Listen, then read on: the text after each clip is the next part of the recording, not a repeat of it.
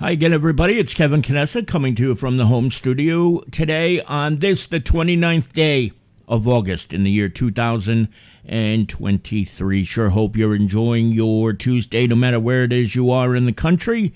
79 degrees here in the Northeast in Harrison, New Jersey. So hope it's been a good day so far. And as you do each and every Tuesday, you welcome me into your homes so that I can bring you this week's news. And before we get to anything, there's a couple of people in the chat room to say good afternoon to.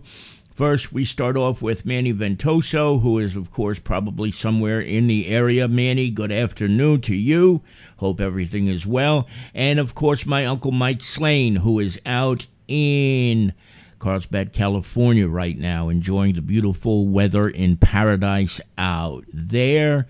And Denise Pavlik is here with us as well. Denise, always good to see you when Denise is in the chat room. Denise, thank you very much for coming by. And even Lisa, the boss, is here too. She, of course, is at the office, and I am cheating by being home today. So, not in trouble, but I just want everybody to know that, just so that I can be above board. Manny says he's in Boonton doing a clean out, and we know if you've ever seen one of Manny's clean outs, oh boy, that is a job I would never want to have for the life of me. Now, before we get to the news, first, just a little bit of house cleaning items. We're closed on Monday in 6 days because Labor Day is here already, which is just unfathomable when you think about it. And so when we close on a Monday, we push up our deadlines, and I just wanted to let everybody know in case this might affect you in any way, shape, or form. Real estate ads we need to have in by Thursday at 3 at the latest, hopefully sooner than that. And classifieds are going to be due by 2 o'clock on Friday afternoon, and obituaries at 10 o'clock on Friday morning. So we'll be off on Monday, as I'm sure most of you will be as well, as we have the unofficial farewell to summer. I just can't believe how quickly we are getting to September. This has got to be one of the quickest years that I can ever remember. And they all go quick when you get old. But now it's just like, come on already. Already the summer is coming to a close, but hopefully it'll stay warm throughout the month of September, maybe even into October or later. God knows. We had a weird winter last year. Remember, we didn't have any snow here in this neck of the woods. Not everywhere in New Jersey, but in this neck of the woods we got spared. So let's hope we have a good end to summer. Now, I'm going to try something different this week. I'm going to count down the 4 top stories of the week rather than go through everything verbatim. You can see all of these stories in this week's edition of The Observer, which is already online at www.theobserver.com. But what I'm going to do is count them down in the order that I thought there was some importance. It may not necessarily be in that order in the newspaper because a few things happened late last week and we had to make some last-minute changes. But I'm going to count down the top 4 stories this week, and we're going to start off with one of the more interesting pieces of the year. And this was the story from Mike Guntarchuk's Police Blotter. And in his lead story, he tells of a woman who Detective John Fabula and he saw. They were in an unmarked police car, and they were driving on Kearny Avenue, and they saw this woman driving erratically, driving fast, driving in and out of traffic, weaving along the side of cars, and basically being a menace on the road. So they pulled her over, as any good police officer does when somebody drives erratically. And this time, they got an excuse for the ages from the woman who they pulled over because she told them she was in a hurry to get to the New Jersey Motor Vehicle Commission office to restore her suspended driver's license. She was driving in and out of traffic, speeding, and doing all of this while she was suspended. But her great excuse was she was on her way to getting her license unsuspended. So can you imagine that? That was one of the more intriguing blotter items that we saw in the last couple of years, to be honest with you. It was one of the more ridiculous items.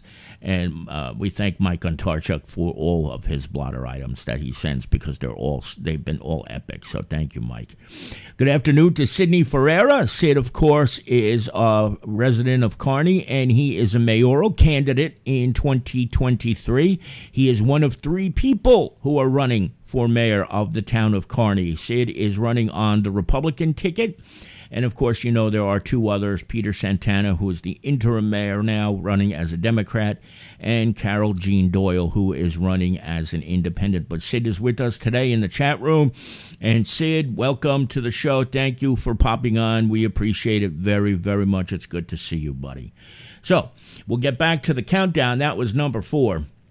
This is story number 3, and this is more of a serious nature than the last one, because Hudson County Prosecutor Esther Suarez had a candlelight vigil last week at West Hudson Park. Last year they did it in North Hudson Park, and this year they moved it to West Hudson Park, and a lot of people from West Hudson gathered in West Hudson Park to speak and discuss the problem of addiction in America, which I know all of you know affects a good number of people. There are so many people who have been faced with this hideous disease, myself included.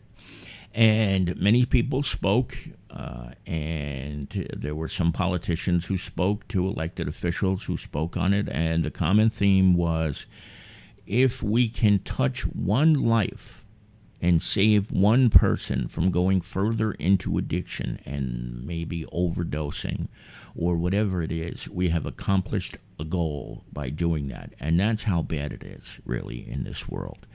And it was a very, very moving service. I guess service would be the way to put it. And everybody who spoke had a deeply personal reason for doing so. A parent of an addict who died of an overdose. People who have had other family members who have survived addiction and things of that nature.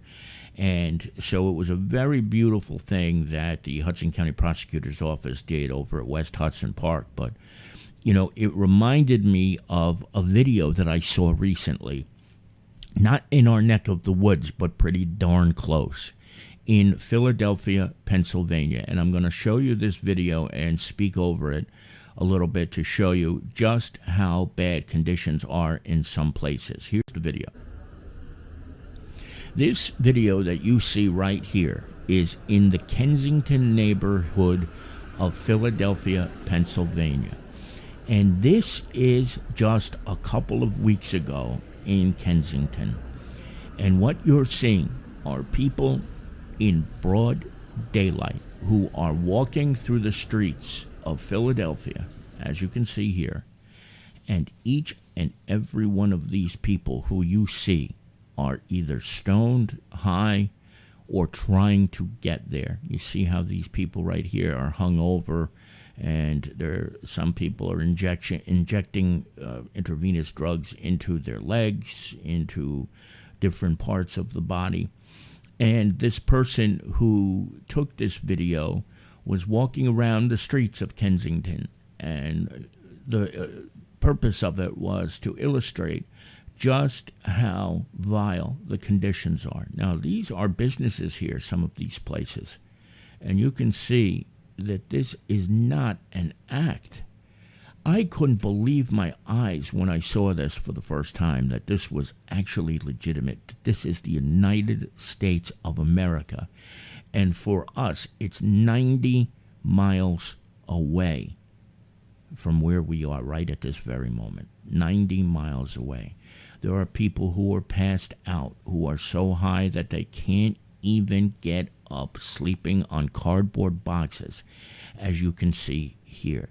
This is not just people who are asleep either. This is people who have been hit with this hideous disease of addiction. And this guy who did the filming here walked for blocks and blocks and blocks, and for 20 minutes or more, this is what he saw. And what is perhaps even more stunning about what you see when you see the people and the faces of everybody who is in the Kensington neighborhood of Philadelphia, it's that it is a diverse group of people of all ages, backgrounds, and cultures. But they are all unified by one thing, and the need is to get high. Have you ever seen anything like this in your life? I haven't. Maybe I'm living in a fantasy land. Maybe this goes on in other places, but I have never seen anything like this in my entire life. But this is going on right here in Philadelphia, 90 miles away from our doorstep. And so when I saw that Prosecutor Suarez was having this vigil last week, it reminded me of this, and I wanted to show it to you, to show you that, this is a disease. It's something that affects so many people, but could you imagine how bad it is right here? I just can't. I just can't. It's horrifying. There's some very young people here, too. This person doesn't look all that old. It really doesn't. And that's perhaps what's most heartbreaking, is that when you see so many people like this, they're of all different ages, backgrounds, socioeconomic conditions, but it's real and it's true, and this is happening not too far away. So it's a real problem, and clearly it's worse in Philadelphia, because thank God we don't see this on the streets of Kearny, but it is bad. But we again say thank you to Prosecutor Suarez. I also want to thank Caitlin Moda, too, because I know she did a lot of the behind-the-scenes work to prepare this day, and there was a great crowd of people there, including some of the elected officials, and Mina Claudius was even there, too, the PBA president from the Kearny PBA number 21.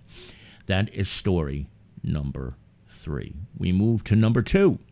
And with story number 2, rising in the ranks, there were serious promotions in the last couple of days. Before we get to that, though, I do want to say hello to my dear friend Alyssa Machado, who is probably watching us from over on Chestnut Street. Alyssa, hello. If you're watching with Michael or Denise or Jerry, it's good to see all of you, too. Thank you for popping on and spending part of your day with us here. Now, in Kearny, first of all, there were promotions of 3 people. You can see them there. They're in the pictures. It's Detective Mike Andrews, and it's Kevin Arnsman, and it's also Sergeant, why am I drawing a blank here? There's no reason for this.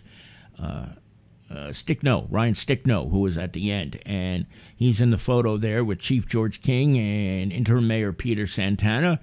And they were promoted not too long ago, last week, or a week and a half ago. And also, the same thing happened in Belleville, but they had a ceremony where they promoted a good number of firefighters and police officers at the same time. So we tip our caps to all of the men and women who have rose in the ranks when it comes to public safety. Their work is not easy. They go out each and every day, put their lives on the line, and we appreciate all that they do to keep all of us safe on a daily basis. Perhaps one of the saddest stories of the last couple of months is this one. It is the story of Brian Hennig, who is a retired former chief of the Lyndhurst Fire Department and who was a Bergen County Fire Marshal. Brian was 62 years old and 5 weeks ago found out that he had cancer, and he died 5 weeks after he got his diagnosis. It is horrible that he got that diagnosis and died so quickly. And he apparently was extremely well loved and respected by his firefighting peers in the community, and not just in Lyndhurst, but all around Bergen County. And he went so fast. Imagine waking up one day, you get the notification that you've got cancer, and 5 weeks later it's over. But that's exactly what happened to Brian Hennig. And I will tell you this, Paul Haggerty, who is one of the assistant chiefs in the Lyndhurst Fire Department, spoke so highly of Brian and said that he was just the firefighter's firefighter, the type of guy who would do anything for anyone. And so we send out our thoughts and our prayers to the family of Brian Hennig. I spoke with his sister briefly on Sunday. She was very grateful that we acknowledged the death of her brother, and the funeral, I believe, is tomorrow in Lyndhurst. So a very, very sad loss in Brian Hennig, the former chief of the Lyndhurst Fire Department, who died last week at age 62. May he rest in peace. Now, that's all of the bigger stories for today, and I'm having trouble with my screen, so the stories keep popping up. I apologize to that, but I do want to remind you that we have 2 pages of classifieds, and if you need a place to live or if you're looking for a job, you can check that out. But before I sign off, I do want to say this. Mary Brady posted this in the chat room. She said she sees it in the streets of Newark. No need to travel 90 miles. You know, I guess I presumed, Mary, I've never been to any of the really bad neighborhoods of Newark, so I haven't seen what that's all about. So, you know, I certainly hope it's not as bad as what we saw in Philly, but I'll take your word for it that it really, really must be really bad in Newark as well, the drug situation. And again, it's right out in the open with people who are just shooting up and getting high and passing out on the streets. So just a horrible, horrible situation there. And thank you for bringing up that point, Mary. I just didn't want to speak out of term because I just didn't, you know, I've never been around there, so I've never actually seen what the conditions are like in Newark. I know there are drug issues, but I didn't have any idea it was as bad as what we saw in Philadelphia. So that's going to do it. I want to thank each and every one of you for joining us today. I want to thank Manny, my Uncle Mike, Denise, Lisa, Sydney Ferreira for coming by, Alyssa for coming by, Mary Brady, and everybody else who was in the chat room today who may not have spoken up. We will be back 1 week from today, which is the Monday after Labor Day. So I hope you all get to enjoy a wonderful long weekend. And the next time we're here, it'll be time to get back to the grind. Kids going back to school already. The charter school was open yesterday, I think. I saw the crossing guards out. My goodness. And that's just hard to believe. But that'll do it. We will see you 1 week from today. From the newsroom at the house, Canessa signing off for now. And we hope to see you back here again very, very soon. Enjoy the rest of your Tuesday, everybody. Take care. Be safe. Be well. Good night.